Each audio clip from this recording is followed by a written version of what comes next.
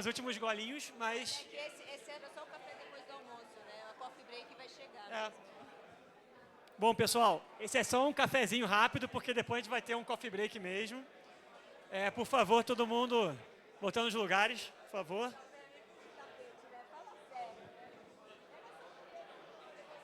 Não, vai dar bom.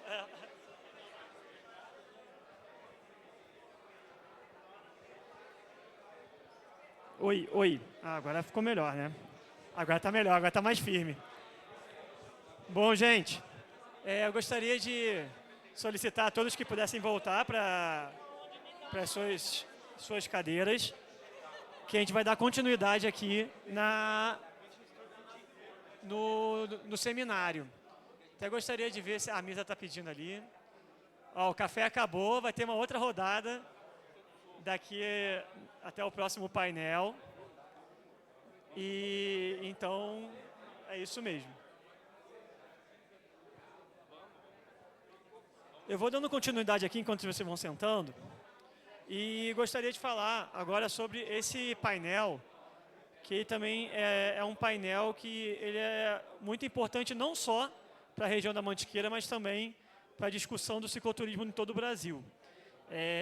A gente pouco discute isso nos eventos, principalmente de cicloturismo, entre outros tipos de eventos desse porte, que é a relação dos eventos com a atividade, com todo o planejamento da atividade. E essa mesa a gente juntou um pessoal bem diverso e bem especial, justamente de universos diferentes de dentro do cicloturismo, do ciclismo.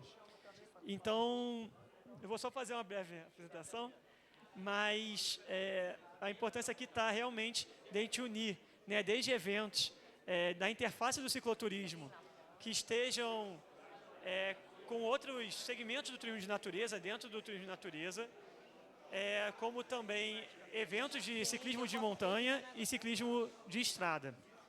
Então, e para mediar toda essa conversa aí, eu quero chamar a Célia Carbonari, que é uma profissional multitarefa, arquiteta de formação, já foi gerente de qualidade em uma multinacional e liderou projetos de desenvolvimento de sistemas. Sócia proprietária da Vinícola Vila Santa Maria, porque aqui estava a Vila, né? Não falei Vinícola Santa Maria, da qual ela é responsável pelo projeto conceitual e arquitetônico do complexo etnogastronômico, que fica em São Bento do Sapucaí, que acho que amanhã também vai ter uma atividade que está prevista para lá, então ainda tem inscrição para lá, só para saber, para fazer esse merchan. Mas para quem quiser harmonizar uns vinhos, você fala quando você subir, você fala aqui, melhor. E então, ela é presidente da Câmara Setorial de Viticultura, Vinhos e Derivados do Estado de São Paulo.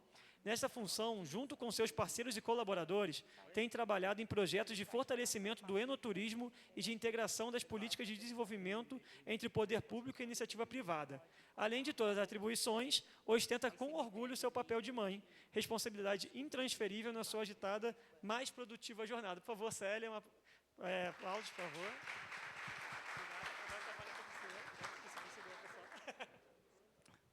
Boa tarde. Como o Luiz acabou de apresentar, eu sou talvez uma estranha no ninho aqui, todo mundo pedala, mas eu tenho uma coisa boa para fazer. Eu já estou saindo daqui com umas aulas encomendadas para aprender a andar de bicicleta, porque vocês contaminaram o meu cérebro, isso é muito bom. Sim. E esse painel, a gente vai discutir aqui a importância da transversalidade, né, do turismo, que hoje está em alta, né? Depois eu vou apresentar números para vocês, mas para me ajudar a falar sobre essas oportunidades turísticas e eventos temáticos que acontecem ligados ao cicloturismo, eu vou convidar aqui o Fernando, da Letap. O Fernando é diretor técnico e de operações da Letap. Vou convidar também a Tainara Siqueira, da Mantiqueira Ecoturismo. A Tainara, ela é bióloga, pós-graduada em zoologia, entomologia, APH e direito ambiental. Ela é guia de turismo, regional, nacional e internacional, na América do Sul também. É bombeira civil e socorrista. Atua com manejo de fauna, recuperação de áreas degradadas e ecoturismo. Ela também é professora e educadora ambiental, ministra cursos e palestras sobre sustentabilidade e turismo responsável. A Tainara é embaixadora da ONG Férias Vivas, é auditora e consultora da ABNT, NBR, das normas brasileiras 21.101, é empresária e condutora de ecoturismo na Serra da Mantiqueira, em Gonçalves, há mais de 15 anos. Quero também convidar a Leonora Guedes, da empresa Sertões.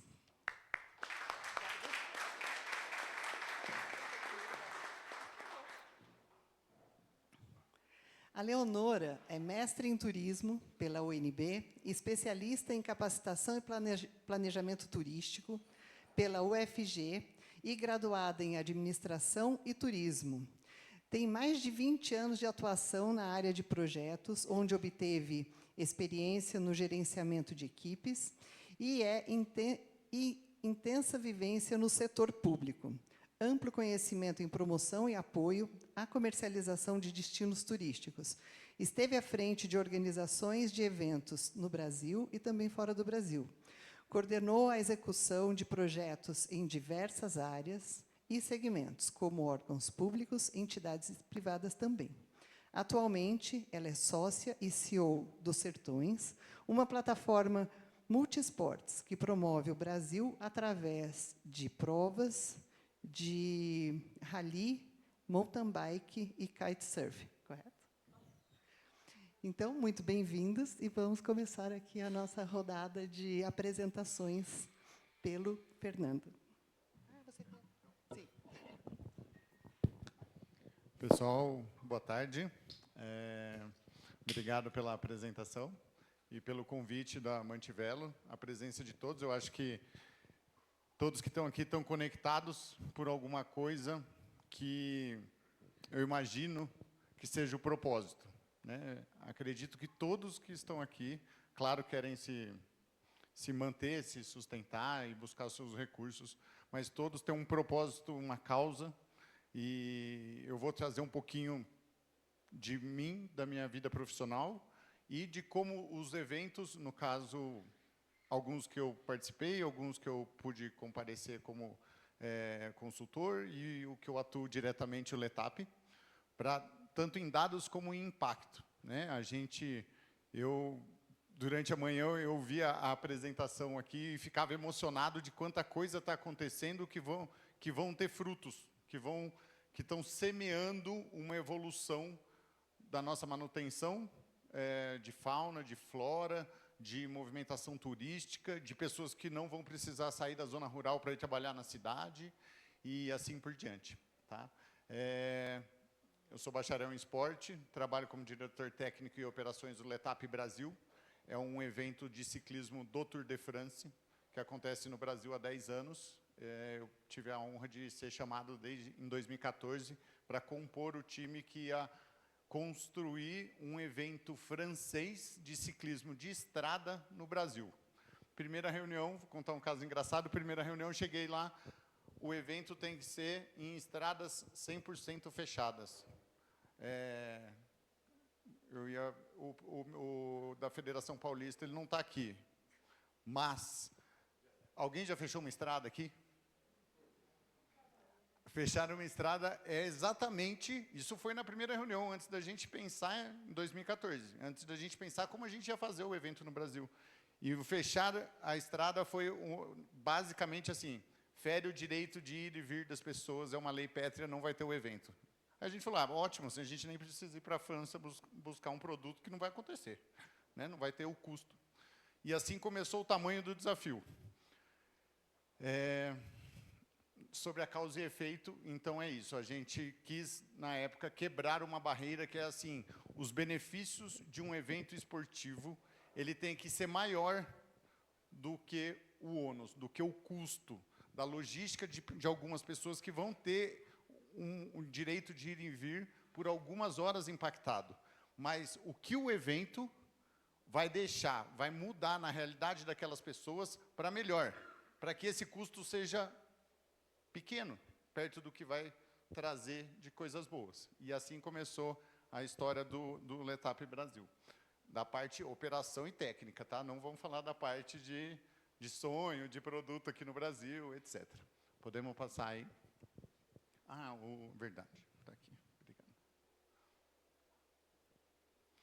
Então, quando a gente olha o evento, eu queria trazer uma pergunta que a gente teria que ter, que é assim, o evento numa cidade, numa sociedade, onde ele vai ser introduzido, ele vai ser um copo de gasolina ou ele vai ser aquela chama de gás que você vai manter durante o ano, forte, fraco e não vai apagar?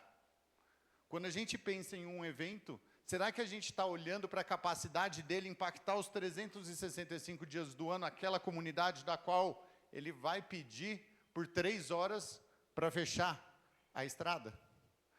Porque qualquer um que tiver morador naquela estrada, ele pode entrar com um processo contra o Estado, falando assim, vocês autorizaram um evento fechar a rodovia da qual eu saio daqui, e esse é o meu direito de ir e vir. Sabe quantos processos a gente tomou em 10 anos? Nenhum. Porque realmente a gente precisa considerar esse aspecto. O que a gente está fazendo, que impacta aquela sociedade, é maior, é melhor do que o malefício ou a parte ruim de fechar a estrada? Quando a gente pensa sobre aonde a gente está fazendo o evento, onde a gente está jogando essa gasolina, ou onde a gente vai deixar uma chama acesa 365 dias no ano, a gente precisa entender que cada realidade vai ser uma, né? Eu vou trazer alguns paralelos aqui durante a apresentação, mas eu vou citar 2 exemplos, que é o Letap acontece em Campos do Jordão, sim, ele também acontece em Cunha, uma cidade pequenininha, e também acontece na cidade do Rio de Janeiro. Imagina a diferença quando a gente olha o mesmo produto, que é uma corrida ciclística, para algumas pessoas, inserido na estrada de Cunha, uma cidade de, deixa eu passar para o próximo, 20 mil habitantes, se eu não me engano, aqui, e quando eu falo do Rio de Janeiro, uma cidade de, tem alguém do Rio aqui? Tem várias pessoas, 6,5 milhões de pessoas, né? Então, qual é a diferença, o mesmo evento, com a mesma quantidade de atletas, para a prática de ciclismo de estrada? A gente tem um cálculo econômico, lógico, mas quanto representa, quando eu falo assim, o legado do evento Letap na cidade de Cunha impacta, injeta 5 milhões de reais na economia de Cunha. Quanto vale isso? Vamos fazer o paralelo. Quanto vale para a cidade do Rio de Janeiro 5 milhões de reais? Nada, né? É um nada. Aí pensamos, quantas pessoas é o impacto no Rio de Janeiro? São 100 quilômetros gradeados ou fechados dentro do Parque Nacional da Tijuca, que a gente fala diretamente com o ICMBio, ou com as avenidas de Orla de Copacabana, Leblon e Ipanema. Quantas pessoas é o impacto lá, não podendo sair de casa? E quantas pessoas é o impacto na estrada de Cunha, onde em 100 quilômetros, eu acho que eu devo ter umas 20 casas, sítios, né? Então, quando a gente olha para um evento esportivo, a gente vai entender qual é o tipo de chama, qual o tipo de impacto a gente precisa causar. Todos nós aqui podemos precisar, ou vamos fazer, ou vamos entender que o evento vai acontecer para melhorar, claro, e impactar naquela sociedade, mas de que maneira? Qual é a estrutura social em volta, né? Então, quando a gente fala desse paralelo de Cunha e Rio de Janeiro com o mesmo evento, que é o Letap Brasil, um evento de ciclismo de estrada, a gente tem um paralelo de habitantes que não dá para se comparar, né? E aí a gente adotou estruturas, ações diferentes para conseguir um efeito. Diante do que esse efeito? Da estratégia de cada um. A Prefeitura do Rio de Janeiro ela tem uma argumentação de ter o Letap lá, e eu tenho que atendê-la. E é diferente, e não pode ser, o Letap injeta 4 milhões de reais na cidade, porque 4 milhões de reais lá, as barraquinhas de vender coco na praia, com certeza rende mais que isso. Mas que é diferente da estratégia de Cunha, né? Então, por exemplo, em Cunha, realmente, a gente tendo essa penetração muito maior, a gente foi dentro das escolas, a gente sabia que seria um trabalho de longo prazo. É um trabalho onde a gente gera hoje, depois de 10 anos, a gente tem uma lista de pessoas que querem trabalhar no evento. Só no dia do evento, a gente contrata no domingo, das 4, 5 da manhã, a hora que ele tem que se apresentar, até meio-dia, 1h. São 350 staffs que recebem R$100 no dia. São 30 mil reais injetados na classe, na base da pirâmide trabalhadora, zona rural, injetados em dinheiro na economia da cidade, com 350 pessoas, munícipes, sendo beneficiados diretamente. Fora os 5 milhões que entram em hotel, serviços, restaurantes, carro, posto de gasolina, tudo que vem junto. No Rio de Janeiro, adiantaria eu ir numa escola pública? Falar de ciclismo? Falar, tal papelzinho, a gente vai fechar. Primeiro que para eu chegar na escola pública, nem deve ter, mas é difícil ter na Zona Sul do Rio de Janeiro a escola pública que vai... Porque eu não vou fechar a família dele. A família dele está em outra região da cidade. Então, assim, a comunicação do evento para penetração e entendimento daquela sociedade tem que ser diferente. E em cada realidade de trabalho de vocês, provavelmente vai ter que ser escolhida uma estratégia diferente também. Porque a mesma coisa que funciona em Cunha, onde eu vou na escola, ensino as crianças a andarem, que elas levam para os pais um folheto de comunicação que vai fechar o evento, depois eles vão lá fazer a torcida, eles se organizam, fazem torcida na beira da estrada. Não ia acontecer nunca no Rio de Janeiro, né? Então, essa análise do evento que vocês têm o potencial, ou que vocês vão executar, ou que vocês vão receber, ou que vocês vão demandar que aconteça, ele precisa ter o entendimento de como aquela sociedade ali vai se beneficiar da melhor maneira possível e, consequentemente, vai refletir no evento, na sociedade. Porém, no Rio de Janeiro, a gente teve essa situação que alguém aqui do Parque Nacional da Tijuca, que trabalhou lá dentro, ICMBio, dentro do Parque Nacional da Tijuca, a gente tem uma grande quantidade de árvores do fruto da jaqueira, que cai em toda a parte de asfalto do Parque Nacional da Tijuca. E é um problema para o ciclista, para as pessoas que andam a pé, porque isso machuca, isso derruba, isso suja, né?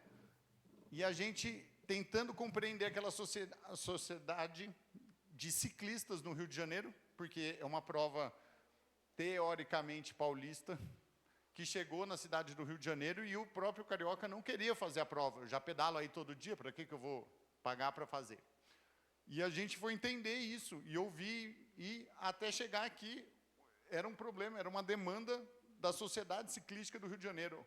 O parque tem que limpar a estrada para mim? Vamos pensar, o Parque Nacional da Tijuca, tanta coisa para se preocupar, ele vai ter que limpar o asfalto da jaca, da fruta. Mas existe uma associação que tem um trabalho de recolher as frutas antes, ensinar comunidades abastadas a fazerem a pasta da jaca, aquela jaca tratada para que ela sirva para massa de coxinha, salgados, etc., e transformar isso em renda. Tem conexão com o Letap? Na hora a gente falou, eu preciso resolver vários problemas ao mesmo tempo. E a Associação da Mão na Jaca tinha um problema.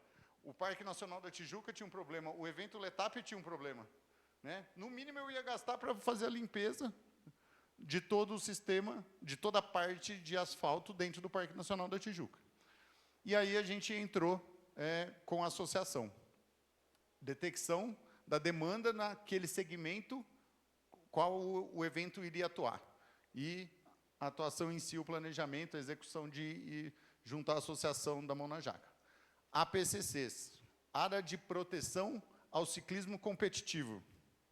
Por que uma cidade como o Rio de Janeiro vai querer fechar um monte de vias e espaços para deixar alguns ciclistas rodarem em horário específico? problema, né? Vou gerar trânsito, vou gerar indignação, talvez, indignação, descontentamento popular. De quem? De um monte de gente dentro do carro. Mas, será que faz sentido para o Rio de Janeiro, para a cidade do Rio de Janeiro? A cidade do Rio de Janeiro se posiciona globalmente como uma cidade de eventos. Dentro dos eventos, ela tem o ramo de esporte. Faz sentido ela ter um evento internacional com nome, com uma certa notoriedade que chama a atenção de mídia, por uma estratégia dessa? Porque eu conheço um monte de ciclista que eu era um ciclista até, inclusive. Vou pedalar no Rio de Janeiro? Nunca. Eu tive que trabalhar no Rio de Janeiro, vou ter que fazer um letap lá. Hoje eu quero ir pedalar no Rio. Sabe por quê? Porque entre 5 e 7 da manhã, ou 4 e meia, 6 e meia, eles fecham avenidas de 4 pistas, acesso ao aeroporto. Eu tenho 20 quilômetros beira-mar, olhando para o Pão de Açúcar, para pedalar. Seguro. Equipe de trânsito da prefeitura nas pontas, nenhum carro entra. Grupos e mais grupos de ciclismo, pelotões de 10, 20, triatlo. E assim, eles assumiram, sim, um ônus, né? O trânsito vai dar uma impactada naquele horário, né? Não tem viabilidade, quem estiver ali sai assim e tal. Mas eles posicionaram a cidade como, nós somos uma cidade de evento. Nós somos uma cidade onde o atleta realmente vai ter onde pedalar de forma segura. Tá? Me estendi aqui um pouquinho, vou dar uma acelerada. Já tomei uma bronca aqui do meu tempo. Eu prometo ser mais pontual no Letap, tá? E aí, alguns dados do Letap Brasil para a gente entender um pouquinho. São 10 anos de evento, são 3 cidades hoje onde acontecem, são 16 eventos realizados nos últimos 10 anos. A gente tem um impacto médio de 5 milhões de reais no final de semana do evento na comunidade que a gente atua. Seja Rio de Janeiro, seja Cunha, seja Campos. Em média, a gente tem 2.500 atletas por evento, 7.500 pessoas. Praticamente todos os atletas do Letap vêm com um acompanhante e, obrigatoriamente, a retirada do kit é na sexta ou no sábado. No dia do evento não pode. Por quê? Porque eu preciso estender, se eu quero que esse atleta venha para a cidade, para conhecer a cidade, para usufruir dos recursos e dos serviços que o evento quer mostrar. O evento são só 3 dias, eu preciso fazer esse atleta conhecer várias coisas ou ficar com vontade de várias coisas para voltar nos outros dias do ano. E esse impacto é prolongado. O Letap Brasil é uma prova do Tour de France. O Tour de France é a maior prova ciclística do mundo, acontece desde 1903, são 30 dias de eventos seguidos. Ele dá a volta na França, passando por inúmeras comunidades. São cerca de 80 cidades ou vilas que ele passa.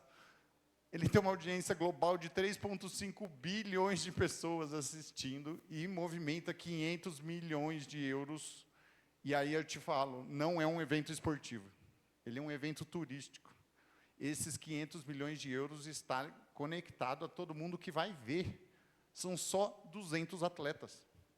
São só 200 atletas. O Letap Brasil faz aqui em Campos do Jordão a prova com 3.500 atletas. Não é um evento esportivo. Ele é um evento turístico, com fundamento esportivo. Aí, eu vou trazer uma coisa que todo mundo fala, mas isso só existe porque é na França. É verdade, na França existe, mas é só porque é na França? Vamos falar um pouquinho de história. A França é hoje essa potência no ciclismo, porque 100 anos atrás, com toda a repercussão da Revolução Francesa, de carro, de quem poderia ter, eles falaram, a gente precisa fazer o dinheiro circular. E aí começaram a fazer bicicletas de estrada, passear entre as comunidades, quando a classe trabalhadora tinha que gastar o dinheiro e viver também um pouco sem trabalhar. E assim começou-se uma cultura. 1902, junto com o Tour de France, que foi um evento que nasceu para atender demanda de notícia, de jornal, e não de competição. Não era para ver quem era melhor andando de bicicleta. Era para divulgar o país, as suas belezas, para um jornal ter notícia do país inteiro. Em 1902, existe o registro de guias para o cicloturismo. Fazem 100 anos que está lá acontecendo. Em 1970, as Voies Vertes, estradas somente para bicicleta ou caminhada. Há 40 anos atrás, a Europa falou assim, eu vou construir estrada para subir montanha, mas não é para carro, é para prática esportiva, é para estimular o cicloturismo. A estrada é muito mais barata, não polui, é muito mais fácil não dar acidente perto dos carros, e o patrimônio fica, o legado fica, a cultura muda. E hoje a gente está falando daqueles números de um evento de ciclismo, de uma condição. Esqueci de falar, em 1980 começaram as ciclorotas de mountain bike. Poxa, então está explicado, tem na França, mas é porque é muito antigo, faz muitos anos, 100 anos para acontecer. Vamos trazer um pouquinho mais para perto? Moab e Utah, tenho certeza, conheço uma pessoa aqui, mas devem ter mais, que sabem o que é isso. É um deserto.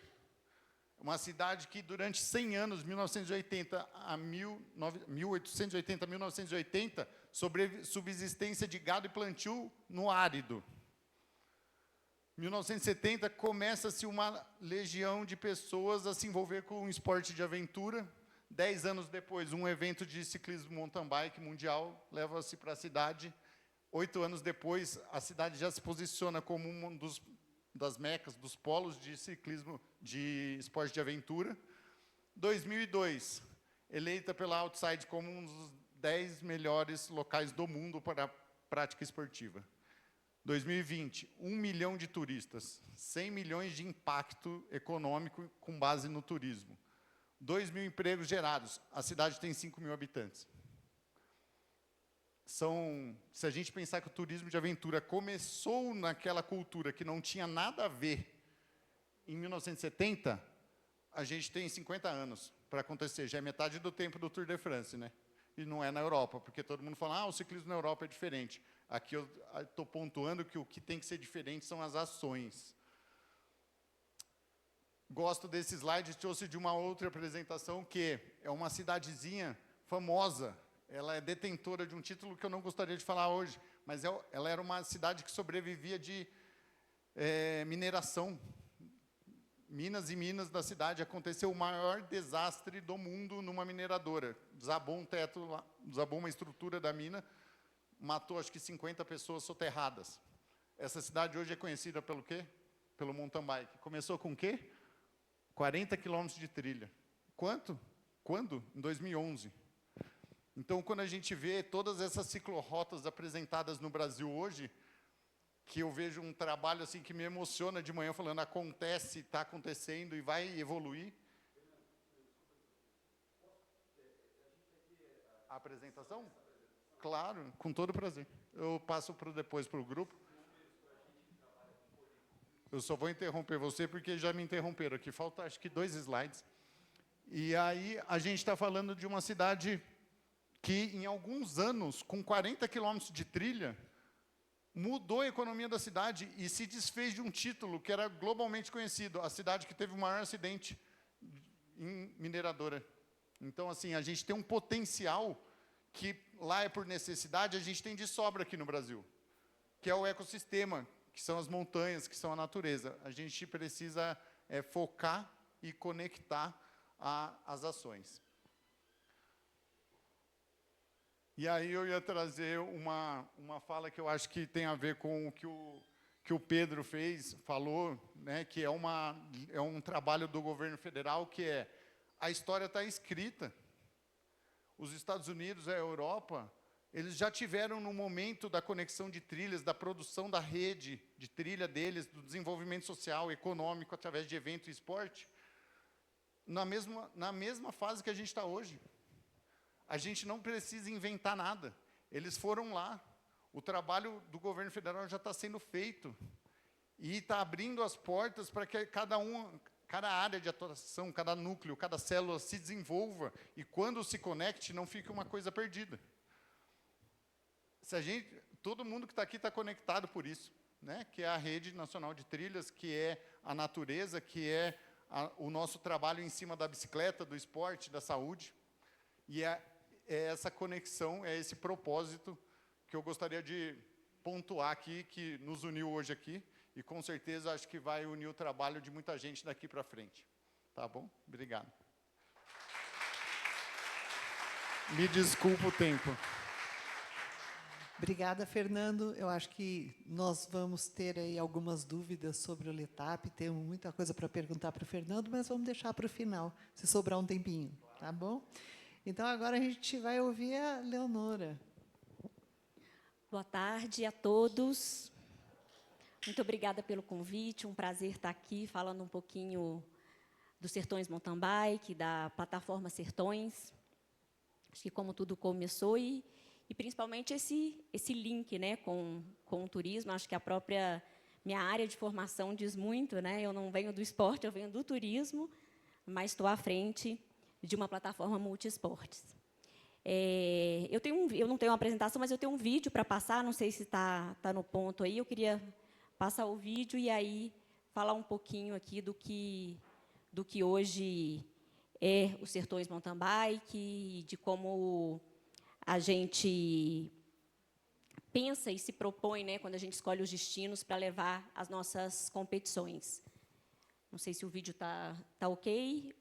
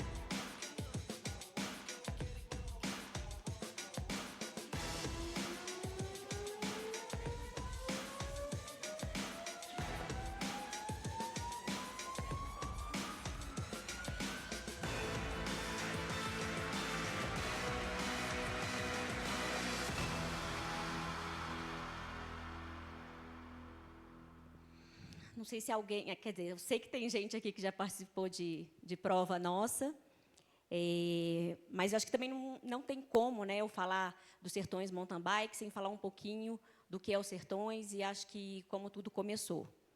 E, coincidentemente, curiosamente, o Sertões começou aqui. A primeira edição do Rally dos Sertões foi em 1993 e largou de Campos do Jordão. Então, a gente tem, acho que já uma história umbilical, que a gente até falou hoje, né, André, sobre isso, com a cidade. E o Rally dos Sertões, esse ano, vai para a 33ª edição. Então, já é uma prova aí, longa, madura. e que tem até uma certa inspiração no Tour de France. Desculpa que eu estou de costas aqui para vocês. Porque é diferente, né, da França, que você consegue atravessar de bicicleta, a gente não consegue atravessar o Brasil de bicicleta. Então, a gente tem que fazer de carro. E, curiosamente, 80% das nossas estradas não são pavimentadas. Então, a gente fala que o Brasil é um país off-road. Então, os Sertões começou em 93, e a pandemia, quando surgiu, acho que muita gente parou para refletir, para se reinventar, e dali também surgiram oportunidades. A gente viu que as pessoas começaram a buscar mais atividade ao ar livre, queriam o esporte outdoor, e a gente entendeu ali uma oportunidade, porque quando a gente fala de Rally dos Sertões, a gente fala de motorsport, a gente fala de aventura, de endurance, de adrenalina, mas, principalmente, a gente fala de lifestyle. E aí que a gente percebeu que tinha essa oportunidade, a gente viu essa crescente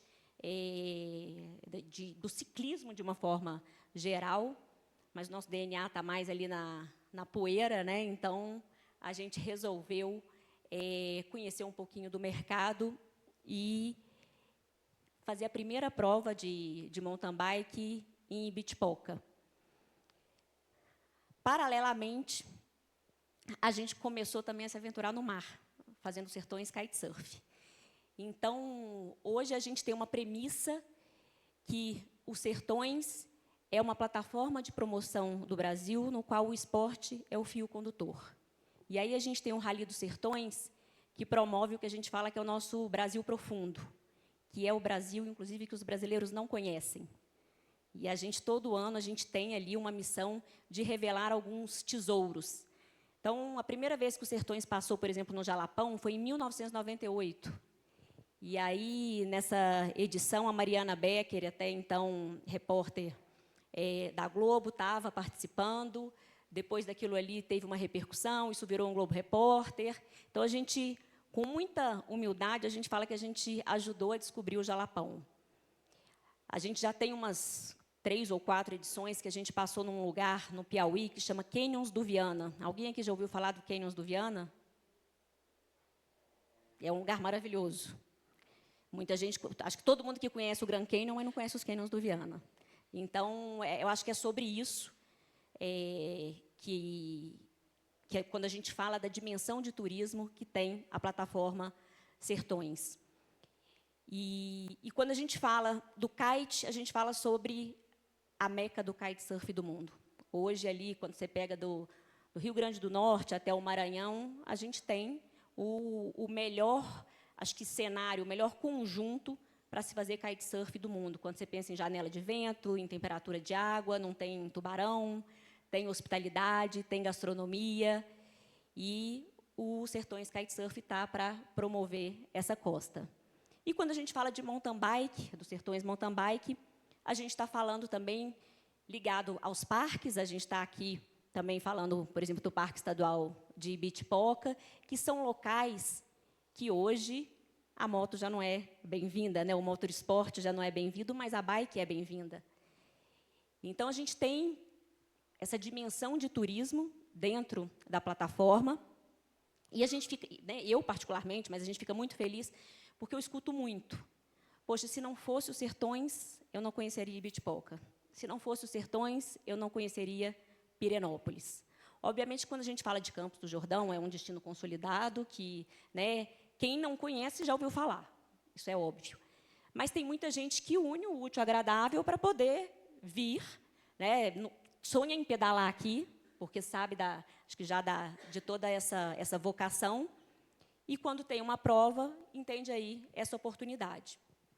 E eu acho que também quando a gente fala do turista esportivo, eu acho que a gente está falando aqui, acho que quase que é o sonho de consumo de todo o secretário de turismo, de toda secretaria, que a gente está falando, primeiro, de um turista consciente, que é aquele que vai para o destino, que tem principalmente uma consciência ambiental, e, na sua maioria, um turista também que tem um poder aquisitivo, que é sobre isso, é sobre fomentar a economia do destino, ele vai, ele fica 2, 3 pernoites, As nossas provas, Fernando, são provas de 3 dias, né? São provas de estágio, então a gente está falando aí entre 3 e 5 pernoites, dependendo. E dentro hoje da mountain bike, qual que é o nosso propósito? É que seja uma prova para a família. Então, a gente criou um ambiente, e aí quem já conhece as nossas provas, acho que pode falar também, que permite que a família vá, fique ali naquele ambiente, enquanto, né, ou o marido ou a esposa pedale, para que, quando você vai falar, poxa, estou indo participar esse final de semana dos Sertões Mountain Bike em Bitpoca. Aí seu marido vai falar, pô, você vai viajar de novo, fazer uma prova, pô, final de semana. Você fala, não, mas você também vai. Vai você, vai as crianças, porque lá é um destino super legal, tem coisa para fazer, né, tem pousada bacana, tem ótimos restaurantes, e a prova, enquanto eu estiver pedalando ali naquelas 3, 4, 5 horas, você tem uma super infraestrutura.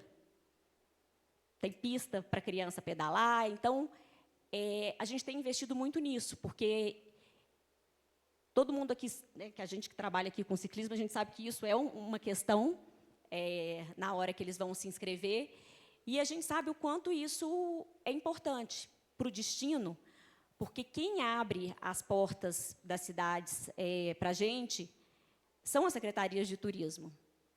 A gente conversa com as secretarias de esporte, mas são as secretarias de turismo. A gente sabe o quanto isso é importante. Os eventos são indutores de desenvolvimento, movimenta toda a cadeia do turismo, e tem essa questão que a gente aposta muito, que é a questão de visibilidade, de mostrar destinos que, como eu falei, nem o brasileiro conhece. Então, tem vários lugares aí ao longo desses 32 anos de Rally dos Sertões, e agora com a mountain bike, e também com o kite, que a gente se orgulha de poder promover e divulgar. Então, acho que essa premissa do turismo, e aí, rapidamente, pegar um gancho aqui também do Rally dos Sertões, hoje a gente tem expedições de turismo junto ao Rally dos Sertões. Então, tem gente que quer estar no rally, mas não quer atravessar o Brasil a 200 por hora, pode acompanhar as expedições, e justamente também com esse propósito, das pessoas assistem à prova, mas também visitam uma cachoeira, tem a possibilidade ali de provar a gastronomia, que também é um ponto que a gente atua bastante, já que a gente está no Brasil todo, então você tem ali, né, prova que você está onde tem a carne de bode, mas você tem uma prova que está ali onde tem o pão de queijo, o torresmo, e a gente traz muito isso na hora que a gente vai falar de todos esses destinos. E a gente também tem a dimensão social, que eu acho super importante trazer aqui, porque a gente chega com um evento desse nas cidades, né, que nos recebem super bem, e a gente tem uma dimensão social hoje que eu não tenho dúvida que os Sertões, enquanto plataforma de esportes, é o principal evento esportivo das Américas que tem um projeto social com essa dimensão. Então, a gente tem um hub, na verdade, de iniciativas de projeto social, mas um deles, que é o nosso carro-chefe, que é o Saúde e Alegria nos Sertões. Então, enquanto está rolando a competição, está acontecendo a prova, a gente tem uma caravana que vem com 2 carretas médicas, médico voluntário, e que a gente leva atendimento médico gratuito especializado para essas cidades que a gente está passando. E, obviamente, tudo muito alinhado com a Secretaria de Saúde, entendendo qual que é a dor daquele município, qual a maior demanda da fila do SUS. E aí, que é o que eu acho que, hoje, um dos principais, acho que, motivações à frente dos Sertões, é que a gente está falando de esporte, a gente está falando de turismo, mas a gente está falando de propósito. Então, inclusive, a gente fala que a nossa principal corrida é pelo legado social, pelo legado ambiental e pelo turismo. E esses projetos, eu acho que eles vêm para fortalecer, para corroborar com tudo isso. Quando a gente fala de movimentar a economia, a gente também busca contratar mão de obra local, porque eu acho que é importante. Óbvio que a gente tem uma equipe técnica estruturada, né, que já tem um know-how. A gente trouxe o know-how do Rally dos Sertões para as nossas provas de bike, a questão de segurança, que é fundamental, e assim também para o kite, mas a gente sempre busca trabalhar com fornecedores e com mão de obra local, porque eu acho que isso é uma dos propósitos das missões quando a gente faz um evento. E quando a gente tem uma prova como o Sertões Mountain Bike, ou o Rally ou o Kite, que ele vem, que ele pedala e que ele gosta, ele vai voltar. Ele volta depois para pedalar a passeio, ele volta para trazer a família se ele não trouxe, ou se ele veio também, muitas vezes, focado ali na prova e ele não conseguiu passear, ele quer voltar, e a gente tem vários depoimentos sobre isso. Então, a gente, sem dúvida, quando a gente escolhe os destinos, é importante que tenha uma infraestrutura como o campus tem. Tem hotelaria, tem gastronomia, isso faz muita diferença na hora da decisão. Poxa, eu vou para Ibitipoca, vou porque lá é um lugar que eu tenho vontade de conhecer, as trilhas são maravilhosas, obviamente, quando a gente vai escolher fazer uma prova, a questão técnica é o que está, o principal pilar de ser uma prova desafiadora. O Sertões significa isso, significa endurance, significa desafio, mas tem todo esse olhar para o destino para a gente levar a prova. E a hospitalidade, o acolhimento, os atrativos fazem muita diferença. Então, quando a gente escolheu o campus, acho que campus preenchia todos esses atributos. A gente fez por 2 anos consecutivos a maior prova de e-bike do mundo, que acabou, hoje a gente tem também a aspirada no grid, mas a e-bike é o grande grid das nossas provas. E aí, meu tempo acabou, só para falar que a gente vai estar vindo aqui, então, para a 2ª edição, agora dia 30, 31 de maio e 1º de junho. Porque, diferente do kite e do Rally dos Sertões, que a gente muda o roteiro todos os anos, e eu vou te falar, não vou desmerecer você fechar a estrada aqui, mas no Rally são quase 4.000 quilômetros que a gente faz, e a gente fecha muita estrada, por um determinado momento. A Meire é responsável por ligar para toda a prefeitura e falar assim, hoje o ônibus escolar não vai poder passar nessa estrada vicinal, porque o Rally dos Sertões vai passar.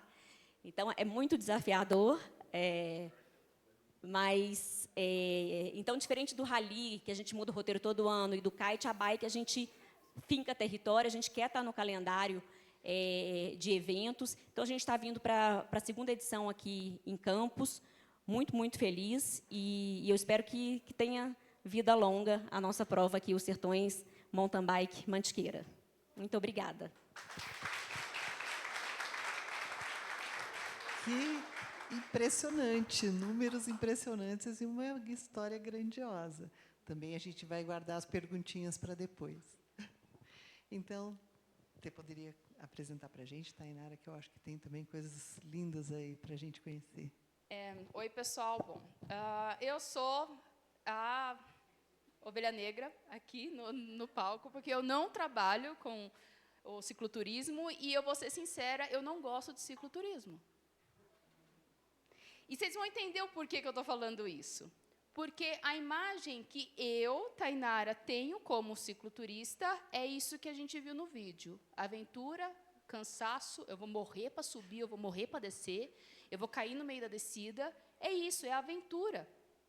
Então, esse é o principal desafio que nós temos para poder quebrar essa muralha de cristal entre o turista e o cicloturista.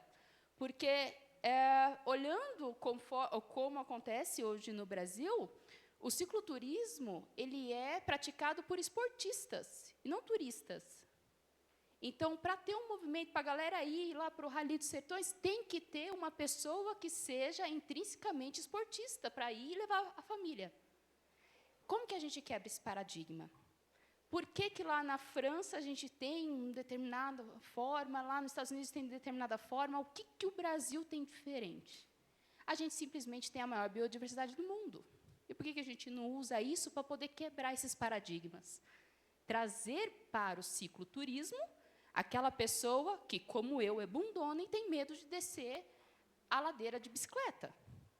Aquela pessoa que nunca pensou em andar numa bicicleta.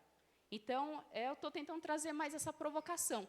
Utilizar a bike como um equipamento de movimentação de educação ambiental e de educação turística também, fazendo essas interfaces. Cadê o negocinho? Aqui. Esse aqui não precisa. A gente tem mais ou menos 3 tipos de turistas no Brasil. Nós temos o aventureiro, que é a galera que participa dessas competições muito louca, que eu não iria, aliás. O turista que é só uma olhadinha, que ele vem, ele olha assim, fica lá na torcida, ele olha, tá bom, vira as costas, vai embora, não consome, simplesmente faz isso. E o ecoturista. O Brasil tem a maior projeção de aumento de mercado do ecoturismo do mundo, enquanto o mundo está em torno de 12,9%, o Brasil está em 30% de aumento de ecoturismo mundial. Nós somos pioneiros, a gente está lá na Forbes, então a gente tem que aproveitar, né, a nossa maior biodiversidade e esse aumento que a gente tem. E eu vou trazer para vocês uma parte biológica da coisa. Por quê? Nós tentamos negar, mas nós somos animais. Alguns mais animais do que outros, mas todos nós somos animais. E o que a teoria do apego diz é que todo o processo de decisão que a gente tem, ele está biologicamente interligado a algumas coisas, que é aquela coisa mais intrínseca justamente do comportamento animal que a gente tem. Ou seja, nós temos elos, nós temos gatilhos para tomada de decisão, seja para fazer uma etapa dos sertões de 4x4, ou de bike, ou fazer uma corrida, ou fazer um enduro. Todo o nosso processo de decisão, ele está baseado na nossa base biológica. Tá? E os elos são a curiosidade, a aventura, a novidade e a nostalgia. Os 3 primeiros relembram a nossa infância, certo?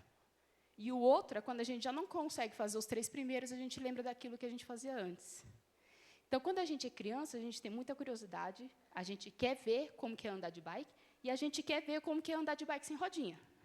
Eu quero ver se eu vou conseguir empinar a bicicleta ou pular aquele morrinho. Meu marido aqui se extrapolou várias vezes, quando ele era adolescente, fazendo vários morrinhos de terra para pular com a bike. Né?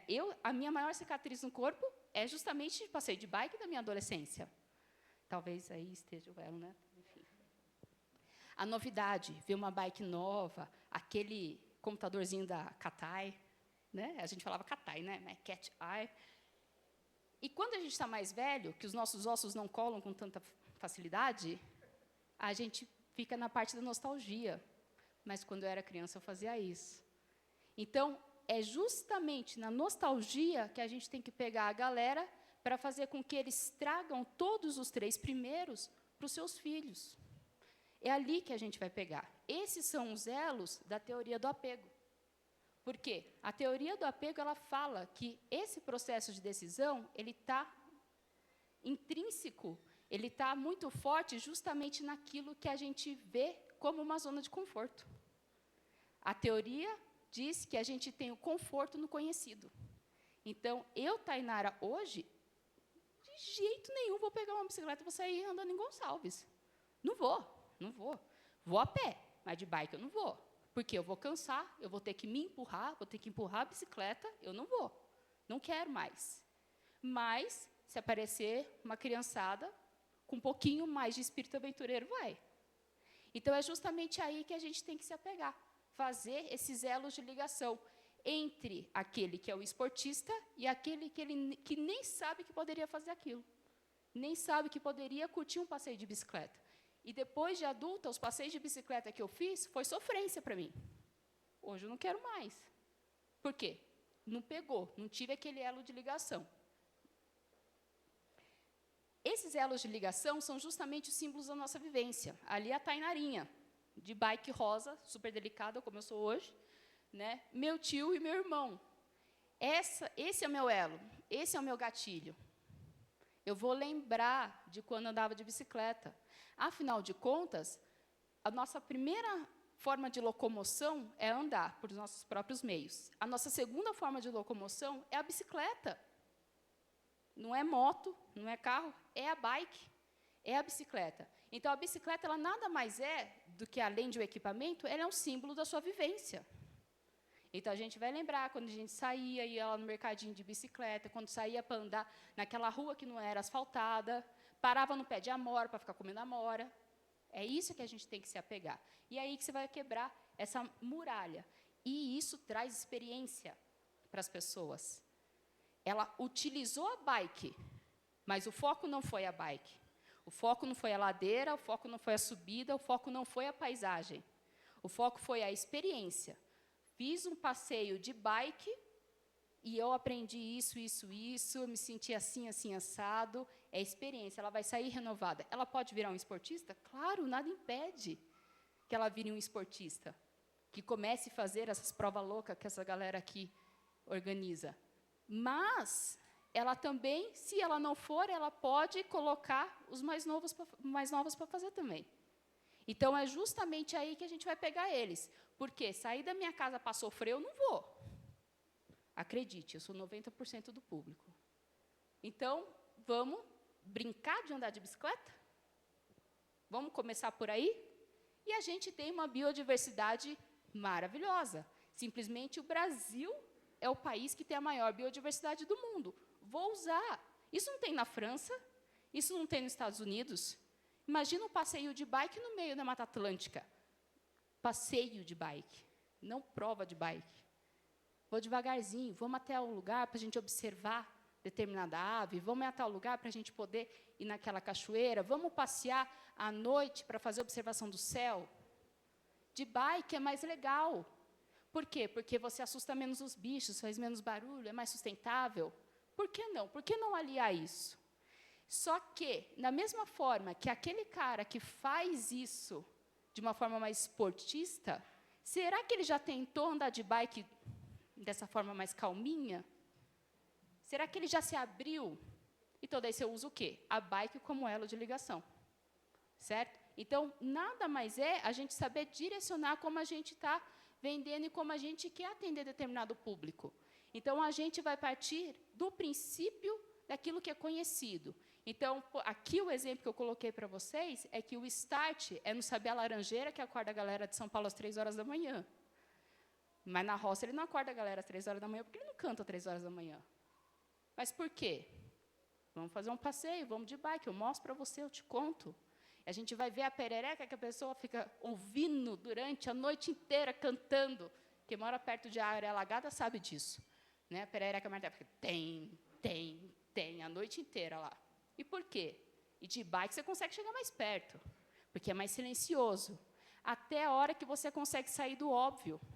Fazer observação de insetos, fazer observação de aves em lugares altos, a mais de 2.000 de altitude, que dá para ir de bike.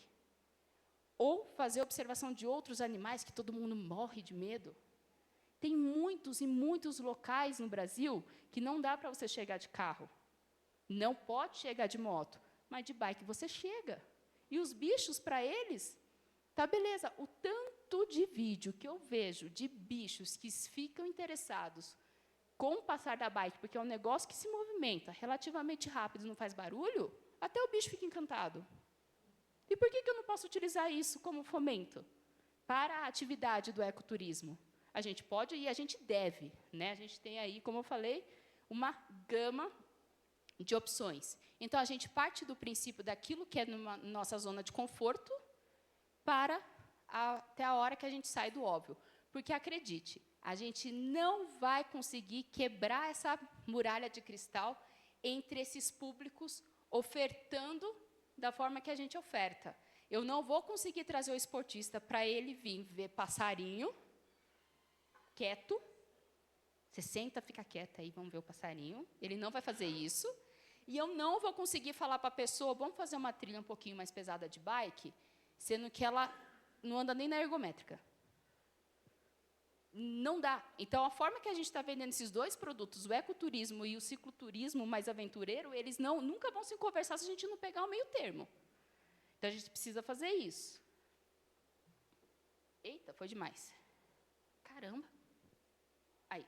Isso é chamado de trilha interpretativa. O passeio interpretativo é aquele que vai criar essa experiência, aquele que vai criar memórias, aquele que vai despertar nostalgia na pessoa e, principalmente, educação ambiental. A gente está falando muito sobre sustentabilidade, tem a galera do CMBio que está aqui falando, tudo, mas cadê a educação ambiental? A educação ambiental não é só não jogar lixo na trilha. A educação ambiental não é só ir favorecer ali, comprar um artesanato. A educação ambiental é aquilo que eu consigo ensinar que ela pode passar por uma outra geração. Então, Isso é uma trilha interpretativa. O passeio de bike, ele pode e deve ser uma trilha interpretativa. O passeio de 4x4 pode e deve ser. A caminhada, qualquer atividade de turismo tem o potencial de ser uma trilha interpretativa, tem o potencial de ser uma ferramenta de educação ambiental e educação cidadã e ciência cidadã. Já? Sempre assim. Então, o roteiro que tem que ser o objetivo, não a bike, o cansaço, a aventura, ou o topo do morro, ou a cachoeira. O roteiro em si tem que ser o objetivo. O que a pessoa vai experienciar, o que a pessoa vai ver. Ah, mas tem um pouco de subida. Beleza, mas você já parou para pensar que ela foi ali, começou o passeiozinho de bike ali, que tá leve, tá de boa, ela está fazendo. Na hora que ela termina a subida para ver determinado lugar, passarinho, o que quer que seja, aquilo ali, na hora que ela chega ali no topo, ela está tão embebida de serotonina ali, adrenalina, porque ela conseguiu subir ali, tudo que você fale para ela vai marcar. Porque ela vai falar para todo mundo. Você não tem noção, no passeio que eu fiz de bike, eu consegui subir ali num subidão, e lá no topo tinha uma vista maravilhosa. Mas a gente foi no meu tempo. Ah, está empurrando a bicicleta? Fala do chão, fala da nuvem, fala do vento, fala do que você quiser, explica o mecanismo da bicicleta. A gente está falando com pessoas que a gente tem que tratar com uma mentalidade de 5 anos. É curiosidade, é novidade, para ela subir ou descer é uma aventura. Então, a gente tem que voltar a ser criança, para poder pegar esse público que hoje não pratica o cicloturismo, mas que ele pode praticar. O caminho é sempre o objetivo. Não se pode criar expectativas com a bike. Ela vai facilitar o seu percurso? Não necessariamente. Ela vai dificultar? Também não necessariamente.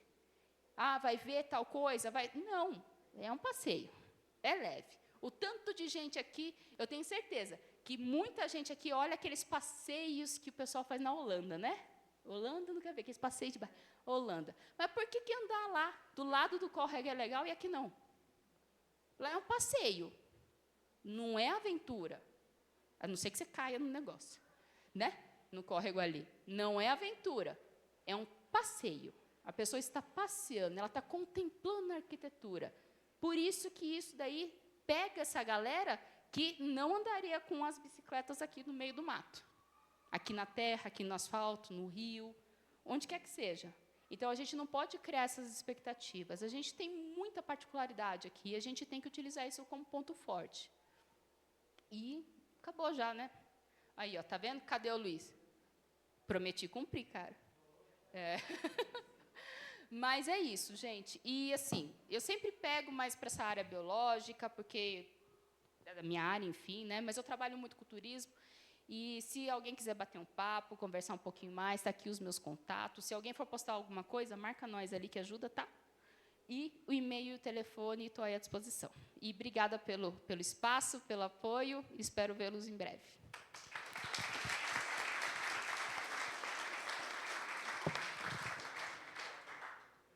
Olha, acho que a gente tem bastante coisa sobre turismo aqui que está surpreendente.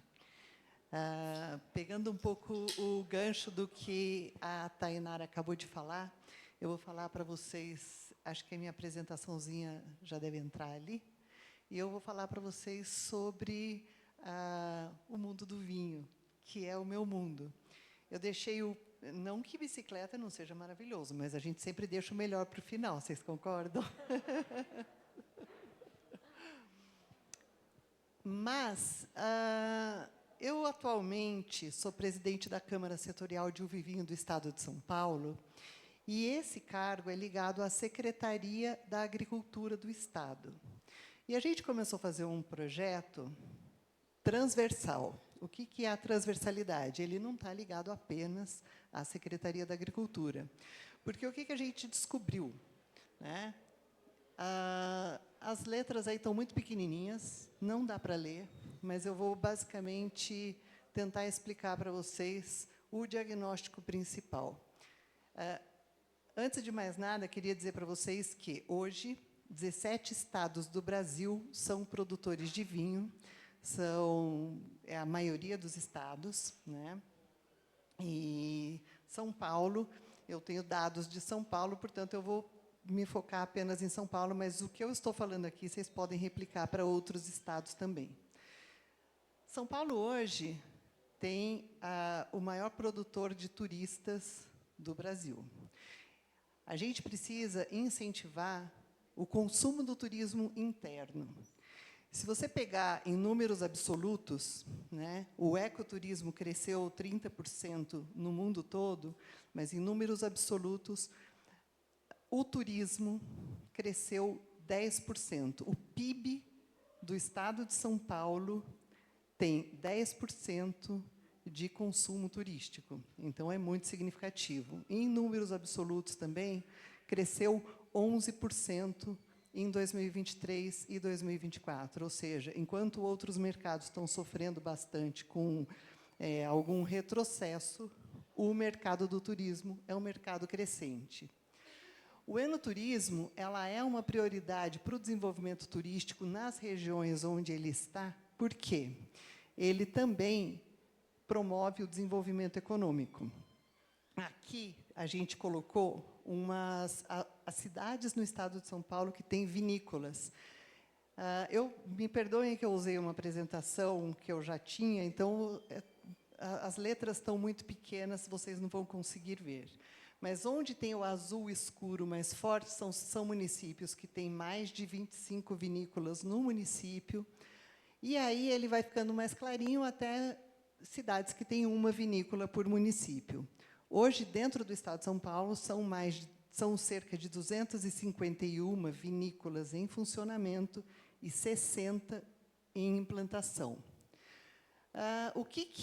Eu vou falar do enoturismo, mas não apenas do enoturismo, mas tudo que vocês ouviram aqui é que, por onde se passa o turismo, você tem um pilar de desenvolvimento econômico muito importante. Por quê? Vindo para o meu mundo, eu tenho certeza que vocês viajam pela bicicleta. Mas quem viaja aqui pelo vinho? Você coloca o transporte, então você toma um avião ou se desloca de carro para algum lugar, você vai se hospedar, você vai consumir a sua alimentação, e você vai fazer uma conta no final do dia e vai ver que, com vinho, de fato, você gastou talvez 20% de toda a receita. O importante da gente analisar, a gente estava conversando um pouquinho antes, é que isso daí é uma receita que fica no local onde ela é empregada, como a Eleonora falou. Então, o que nós temos? Hoje, quem vem aqui para Campos do Jordão? Quem vem aqui para Campos do Jordão, para andar de bike, ele vai trazer uma receita que vai pagar impostos locais, empregar a população local, promover o desenvolvimento local, e isso é muito importante como produto. Então, quando a Tainara fala de outras visões, né, para o mesmo elemento, por exemplo, o cicloturismo ele tem como fator primordial e principal a bicicleta.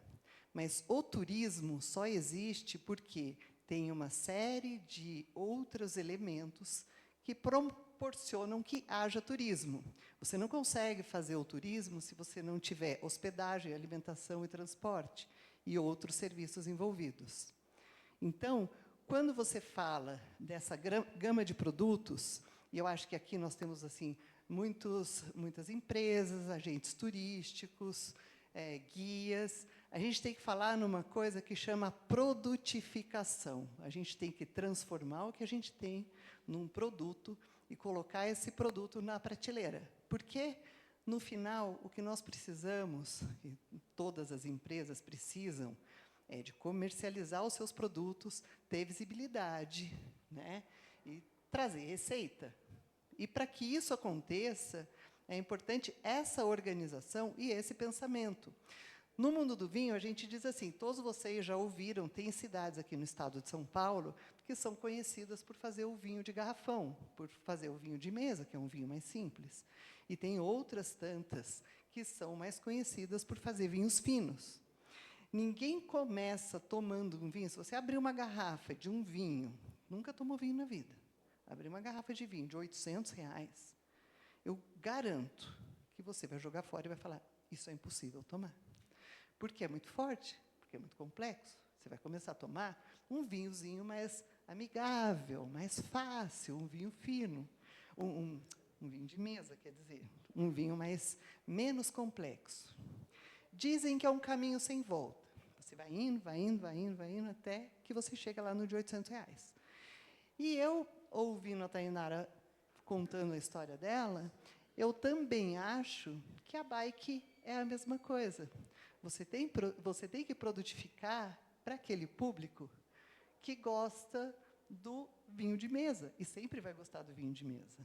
E é um público gigantesco, porque se você, como ela fez um diagnóstico, eu imagino que baseado nessa vivência tão longa, se você tem 10% de aventureiros que gostam de descer a ladeira a 200 por hora, você tem 90% de pessoas que talvez não estejam andando de bicicleta porque não tem um produto adequado com esse olhar de maior tranquilidade e contemplação.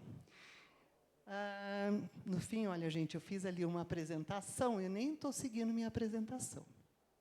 Mas, é assim, nas vinícolas, você pode produtificar uma série de coisas. O turismo rural, o pedal, degustação, gastronomia, todas elas se complementam. O fato é que quem vem para cá, talvez não tenha contado para vocês, mas eu tenho uma vinícola que fica aqui próximo, talvez 40 minutos aqui do centro de Capivari. E é um local muito agradável para se passar pelo menos a metade de um dia. Mas, assim, o que a gente sempre recomenda? Que as pessoas venham para cá e que passem pelo menos um final de semana, que tenham pelo menos 2 pernoites, que conheçam outras atratividades locais.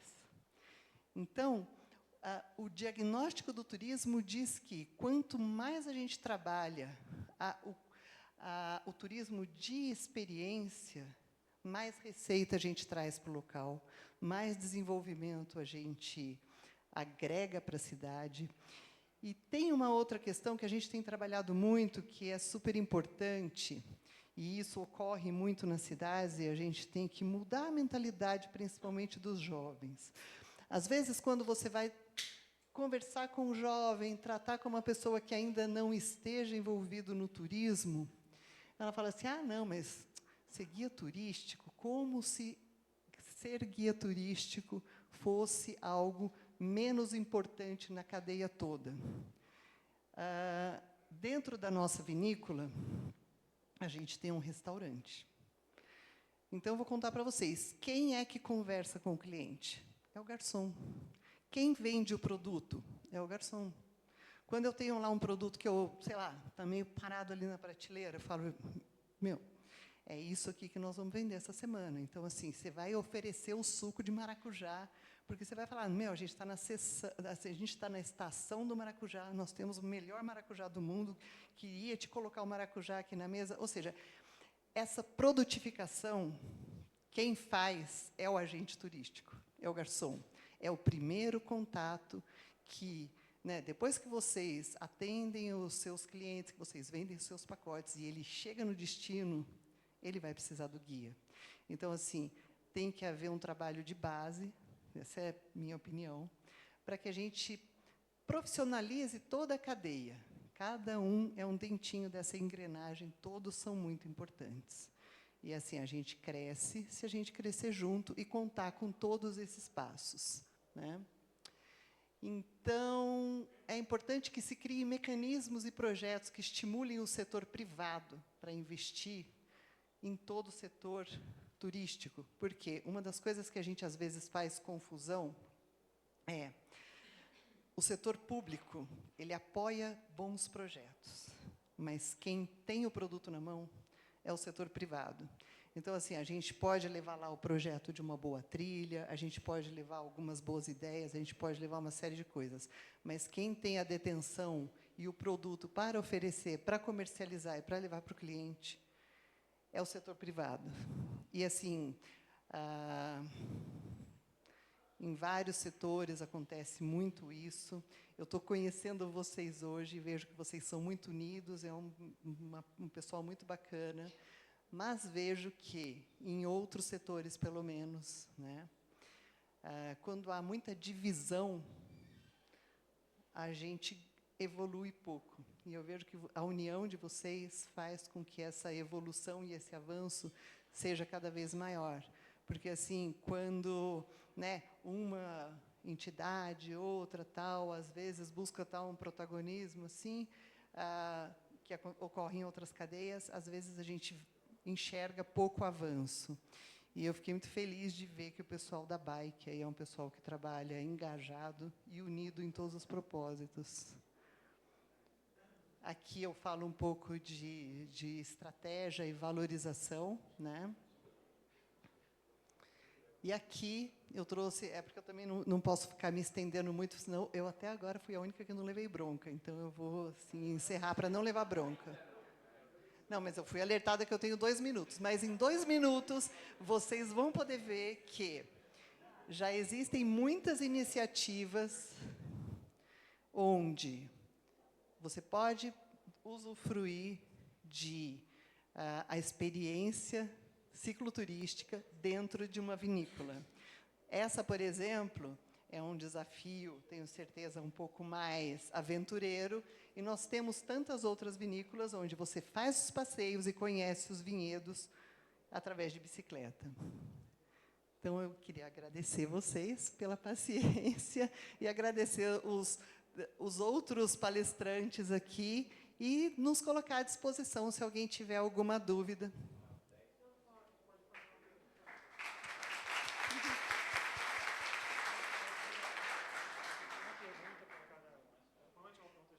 Se alguém tiver alguma pergunta.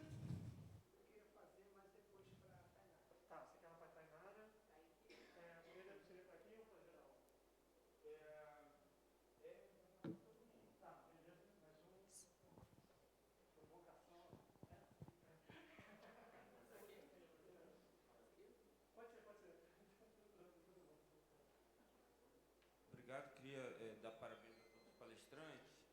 E, primeiro dizer, olha, no Ministério do Meio Ambiente a gente tem muito olhar da conservação.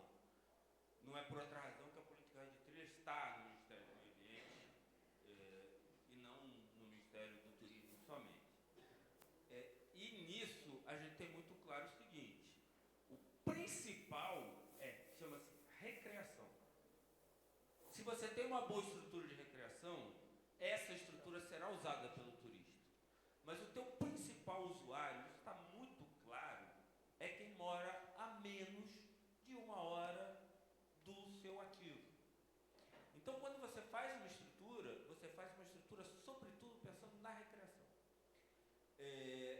Tendo dito isso, para falar dos grandes eventos, e aí já é uma pergunta, a gente sente muita inveja do dinheiro que é gasto nos grandes eventos. E nos incomoda muito que um grande evento não deixa nada de estrutura. O grande evento, quando faz uma sinalização de trilha, faz para ele. Vai embora e a sinalização vai embora junto. Por exemplo, o grande evento raramente deixa um manejo de trilha. Se a gente já tem uma sinalização padronizada, um grande evento não pode dar uma contrapartida de deixar a infraestrutura pronta, porque sem infraestrutura você não tem a recreação. E para fechar aí a palestra da vinícola, eu cito um exemplo que é dos mais fascinantes que eu já vi. Eu morei na África do Sul há muito tempo. Na África do Sul é possível você pedalar em single track, mais de 400 quilômetros, em 12 vinícolas, uma se conectando com a outra, se conectando com a outra, se conectando com a outra, se conectando com a outra, e você para na vinícola que você quiser e te leva de volta para onde está o seu carro, e é tudo single track. Torço para que eu viva até ver isso no Brasil também. Obrigado. Pedro, acho super legal sua colocação. Imagino que o Sertões esteja mais até diretamente conectado com essa relação do parque com o evento. Gostaria de pontuar de como cada parque, cada órgão público que tem em si toda a estrutura de manutenção atua, estimula, do mesmo jeito que quer estimular, né, a construção de pista, o manejo, aos eventos virem, para que estimulem, para que seja criada a trilha, para que seja mantida, para que seja feito o manejo, para que no ano que vem ele reuse a trilha, né? Então, cada parque, né, a gente tem um parque Manancial aqui, tem o Parque do Horto, moro aqui em Campos, tenho conhecimento de como esse trabalho funciona lá na prática e pontuo como é feito e como vocês divulgam isso. Como se fosse uma licitação, mas seria um convite. Nós temos o parque, nós temos a gestão. Queremos que os eventos venham, eu deixo você construir. Está aqui as empresas que podem construir com todo o manejo do jeito que tem que ser. E o parque fica com a pista o resto do ano. O parque vai se utilizar, ele vai vender, ele vai criar receita dentro daquela estrutura, que vai ficar o ano inteiro, mas quem construiu foi o privado. Essa política pública de os gestores serem proativos em comunicar essa demanda. Construam, tragam o público no evento pontual, façam propaganda do parque, construam isso aqui com as empresas de manejo que eu autorizo no local que eu tenho. E venham, façam o seu evento. A trilha fica como patrimônio. Eu acho que eu convido ao poder público contar isso. Porque hoje eu não sei, eu conheço organizadores, eu moro aqui, eu pedalo dentro dos parques, confesso que eu já fui sinalizado que eu não podia entrar e mandaram eu voltar para fora, eu estava errado, mas trabalho e ao máximo tentando conectar essa situação, de como o poder público se usufrui de uma demanda social que é do produtor de evento. O produtor de evento precisa colocar as pessoas nos locais onde a gente não conhece. Mas como eu coloco lá dentro do parque? Em trilhas manejadas, que cuidam do meio ambiente e sinalizadas. Essa política existe? Ela está bem divulgada? Os produtores de evento têm essa oportunidade ou a gente tem uma barreira a ser quebrada? Né? Eu acho que é aí que está meu ponto de atenção. Esse processo, na hora que puser pólvora, ele vai pegar fogo, porque já existe, com as dificuldades que tem de ambas as partes. Imagina quando tiver a avenida aberta, a lei é essa, o caminho é esse, o legado é esse, a estrutura, e você pode usar dentro dos parques. Tá? Bom, rapidinho aqui, só, acho que, reforçando aqui no lado dos Sertões, acho que, quando eu comecei a minha fala, né, o pano de fundo de todas as nossas competições é o Brasil, né? Os Sertões não acontece no autódromo, não acontece no estádio, o pano de fundo são os biomas, são parques. Então, essa é uma premissa. A primeira premissa eu tenho que deixar tudo que a gente utilizou, né, e dar uso igual ou melhor do que a gente encontrou. Nós não construímos nenhuma trilha, nenhuma estrada, a gente dá uso ao que já existe. E sempre que a gente tem alguma área, né, que seja uma área de manejo, ou que a gente tenha algum parque no entorno, a gente tem uma interlocução todos os anos com o ICMBio, para fazer tudo da forma que é permitido. E aí, como eu falei também, a gente tem essa preocupação, sim, com o legado. Extrapola o ambiental, mas tem um ambiental, então a gente já doou mudas para reflorestamento de mangue, sempre muito atento à demanda daquele lugar, daquele destino. Já fizemos doação de drone para parques, porque era uma necessidade, às vezes de televisão, porque tem ali uma área de educação infantil que recebe escolas. Então, a gente tem essa preocupação, como eu falei, uma das nossas corridas é pelo legado, seja ele social, ambiental, doação de implementação de horta pedagógica em escolas. Foi falado muito aqui de educação ambiental, que é quando você também, né, que você está ensinando e que aquilo vai para outras pessoas. A gente tem esse olhar, porque eu quero voltar em Campos o ano que vem, então eu tenho que cuidar aqui dos locais onde a minha prova vai passar. A comunidade tem que gostar do evento, entender que o evento ele está fomentando a economia, ele está dando visibilidade e está cuidando da cidade. Então, isso, sem dúvida, para a gente é uma questão. O ano passado, no Sertões Kitesurf, a gente teve um projeto ambiental onde a gente tirou 12 toneladas de lixo do mar, a gente fez um mutirão de limpeza da Ilha do Guajiru. Então, a gente acredita que sim, que eu acho que, primeiro, que os eventos, de uma forma consciente e com alinhamento com esses órgãos, ele dando uso, ele ajuda a preservar, ele ajuda a cuidar, ele ajuda a divulgar, e esse é o nosso propósito. A gente busca ser essa plataforma de promoção do Brasil, mas sempre com um olhar de preservação, de cuidado e de legado.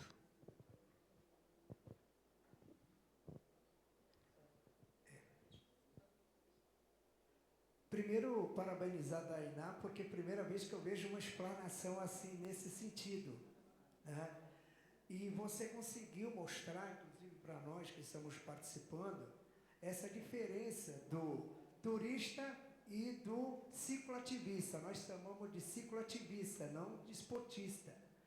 Mas eu queria saber, na tua visão, na tua ótica, porque é a primeira vez que eu vejo assim, essa batida forte, porque tem 90% assistindo e 10% na realização, né? O que fazer para atingir esses 90% que estão olhando? Porque muitas vezes não é medo, muitas vezes é falta de incentivo, é falta de fazer nas cidades eventos relacionados com a bicicleta, até um pequeno percurso, tudo mais, até ele se tornar um esportista de alto padrão, alto rendimento. Mas, na tua visão, gostei muito da tua explanação, inclusive quero saber se teu trabalho vai ser colocado exposto para a gente poder levar até como experiência, que eu acho importante, muito bem trabalhado. Em poucas frases você tocou no assunto que nós passamos nas nossas cidades. Na sua visão, o que eu faço para atingir esses 90% de assistidos, né? Que só assistem, acham que é bonito e vai embora. Os 10% tem que se virar, tem que ralar para levar para casa uma sominha de dinheiro e um prêmio, mas nada. E os turistas continuam a vida dele normal. Essa é a pergunta do milhão, né? Mas eu vejo um paralelo muito grande entre essa sua fala com a parte ambiental, que eu acho que não vai mudar. Porque a gente só preserva aquilo que a gente conhece. Então, a gente só admira e gasta energia naquilo que a gente conhece. Então, eu acho que a maior barreira é justamente o desconhecimento sobre a atividade, né? Por que o Sertões é dessa forma? Por que é lá? O que a galera de lá está entendendo sobre o que é de fato essa prova, o que é de fato essa atividade, assim como é o Letap. Por exemplo, quando tem o Letap aqui em Campos do Jordão, a mensagem sobre o fechamento de estrada, tudo chega lá em Gonçalves. A galera, o turista que está em Gonçalves, ou que está aqui nas adjacências de Campos, ele sabe que vai fechar, mas ele não sabe por quê e ele não sabe o que é. Então, eu acho que a barreira a ser quebrada é justamente o desconhecimento. Então, é você pegar em doses homeopáticas para essa galera e mostrar o que, de fato, é essa atividade. O que é andar de bike? O que é você ter uma experiência de observação de paisagem, de natureza, com a bike? O que é um circuito de aventura de bicicleta? Porque, assim, se a gente... Temos diversos públicos, o ser humano ele é muito diverso. Então, tem gente que vai querer subir a rampa para tentar pular e tem gente que vai querer andar de boa. Então, eu acho que é justamente você quebrar essa barreira do desconhecido, porque o pessoal ele fica vendo, só que ele não entende como aquilo ali funciona. Ele não entende como uma bicicleta funciona, como que é a técnica do pedal. porque você tem uma técnica para pedalar, você tem uma técnica para utilizar a marcha, você tem tudo isso. Mas eu acho que esse desconhecimento e justamente o medo por esse tipo de atividade que vai dar essa ojeriza, vai deixar meio que de lado. Então, a minha experiência, refletindo da questão ambiental, é chamar a pessoa e falar assim, olha, vem ver como que é, vem experimentar. Se depois daqui você não gostar, ok, não tem problema, está tudo bem.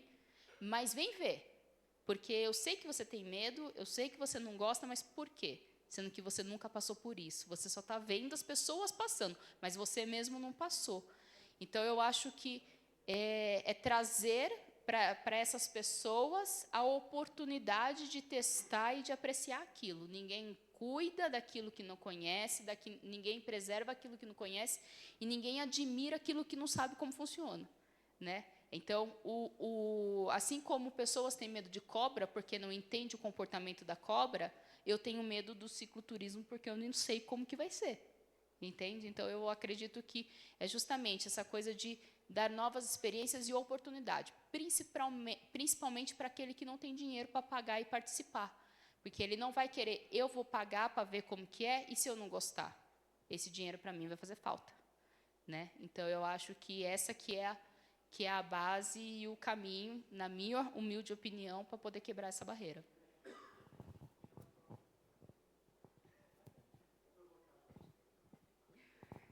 Se eu puder, eu queria falar em relação ao que o Fernando falou, em resposta ao Pedro, que uma das coisas que me preocupa assim, em relação à conservação de patrimônio público é quando existe uma parceria para a instalação de alguns recursos, como, eventualmente, alguma trilha ou coisa que valha, e depois não existe uma parceria para futuras manutenções. É como você dá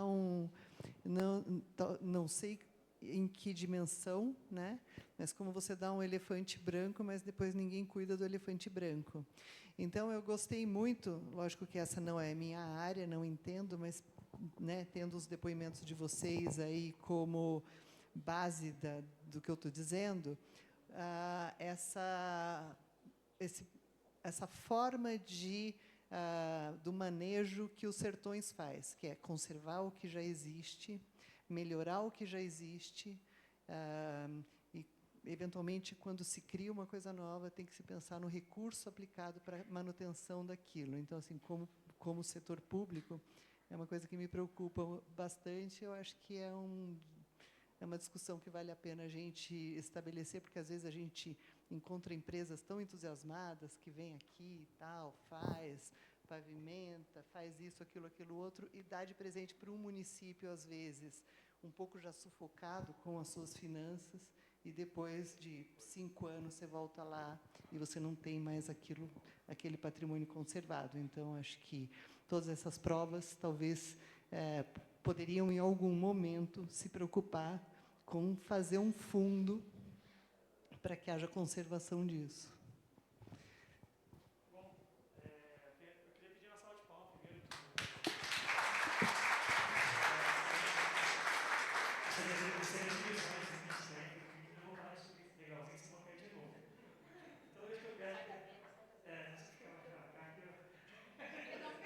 No meio não cai, né? Obrigado, gente. Vou ficar aqui atrás porque eu não fico na frente de ninguém. Não, mas tem espaço. A gente tolerância. Estou com gente aqui da segurança, tá tranquilo. Bom, gente, eu só queria agradecer muito esse painel. Acho que fico muito agradecedor. Assim, o Fernando sabe bem como é o tempo que a gente fala disso. Quem também não conhecia ainda, não pude ter essa troca, já vou cheio de ideia na cabeça. E só para ressaltar o que eu estou falando, né, do turismo, está cada vez mais forte aqui no Brasil essa discussão com o cicloturismo. Eu tenho visto cada vez mais pessoas doendo vindo para o ciclo. Discutir e tudo mais, até nos eventos aparecendo. Então, acho que é um marco bem legal que a gente está fazendo aqui, a gente ter essa troca. Então, bem-vindo ao nosso universo, vai aprender a pedalar, não vai parar nunca mais. Pois é, como eu falei, vocês assim, entraram no meu cérebro, agora não vai dar para sair. É bom que a gente vai aumentando o pelotão, né? Então, gente, queria também poder registrar esse momento nosso aqui. E, antes de qualquer coisa, eu queria avisar que tem mais um sorteio para quem vai ficar até o final, que é aquele livro que estava todo mundo namorando da Serra de Bitipoca, tá? Então ele está ali, então ele vai ser sorteado também no final, junto com as camisetas da federação, tá bom? Então, mais um item aí chegou aí. A gente vai fazer 10 minutinhos só agora de um coffee break ali, tá? E a gente vai voltar com a palestra de segurança e operação, operação segura e comercialização, né, da operação de cicloturismo, com o Vinícius Banjo, nosso querido presidente da ABETA, com a moderação da Adriana Nascimento, que deve estar ali do lado de fora arrumando as coisas que eu não estou vendo, junto com o Banjo, já está ali balançando os braços. Então, 4h40 a gente vai estar aqui de volta, vai estar tocando vocês ali no coffee break. Então, comam, mas sem se engasgar, por favor, bastante hidratação, tá? Obrigado.